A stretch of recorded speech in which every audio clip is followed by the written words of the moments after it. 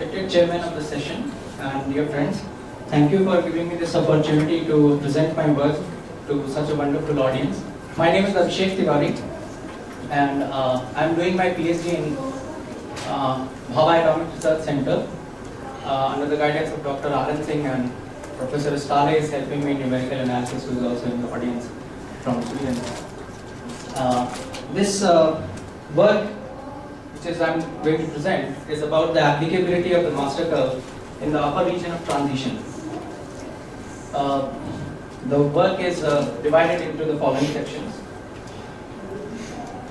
The master curve in the transition region is described generally by describing the volume ahead of the crack tip in which the cleavage initiators are there, and under the assumption of the self-similarity of the stresses at the crack field, the volume scales with Vk to the power 4, and with 3-parameter Liouville distribution, the master curve cleavage failure probability is defined by this equation.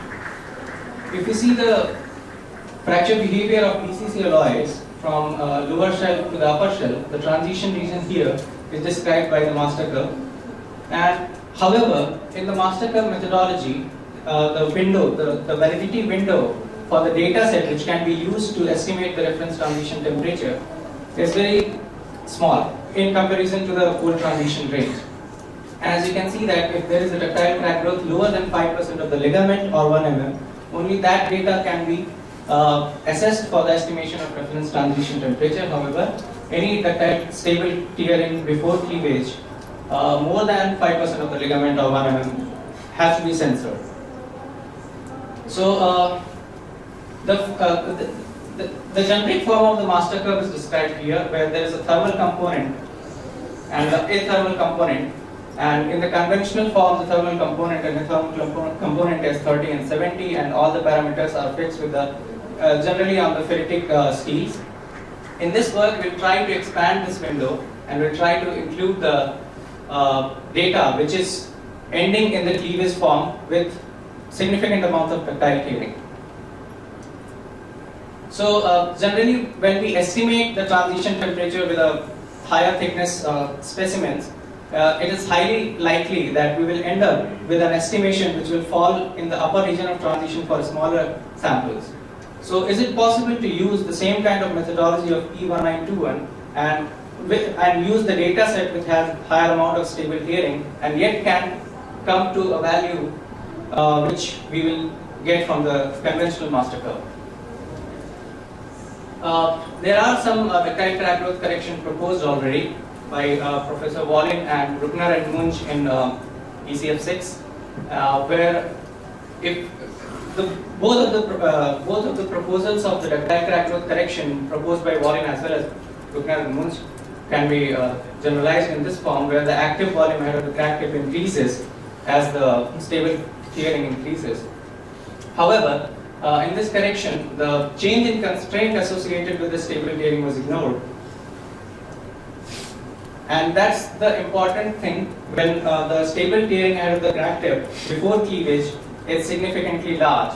There is a change in constraint with the increasing crack growth, as well as this change in constraint is associated with increasing the criticality of the carbide side of the crack tip. For example, if the carbides in the 2 to 4 CTOD region were not critical to initiate in a cleavage manner, after some amount of ductile tearing, those will become critical, and therefore the probability of the cleavage failure will increase with the increment in the ductile crack growth. With the same, with the increment in the constraint as well as increment in the criticality of the carbides, there will be increment in the active volume, which was already considered in the proposal of Wallin and Bruckner and Munch. So there are three things which are happening with the stable tearing, and we are only going to model those events where the end result is cleavage. So the one thing which will be happening will be the active volume will be increasing with the stable tearing. Then the criticality of the potential carbide will be increasing with the stable tearing, and of course the constraint will be increasing. And all three things are somehow related to the amount of the stable tearing which will be occurring. So we are trying to use a trial function in this form, which is based on a constraint parameter, and here the T stress by sigma ys is a function of delta A only. So the proposed modification of the cleavage failure probability used in this work is in this form, and this modified cleavage failure probability is justified on the biggest fracture data created, as known as Eurofracture data, as well as some of the data created on the Indian RFM steel.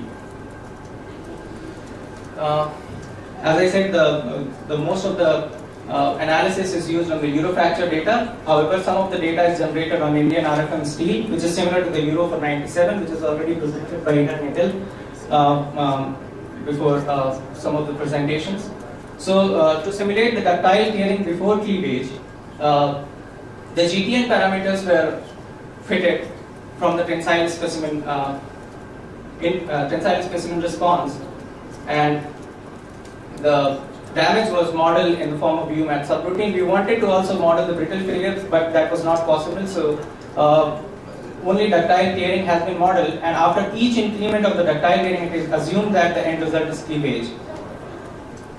So here in this graph, it is shown for the model. For each increment, we are assuming some amount of ductile crack growth, and after that, the cleavage event will occur.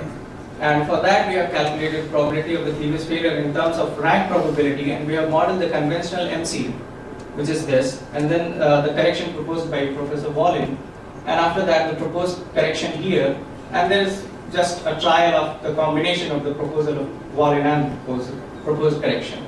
So as you can see that for some amount where the ductile crack growth is significantly small, the behavior is linear. However, it turns to non-linear behavior when the crack growth is higher.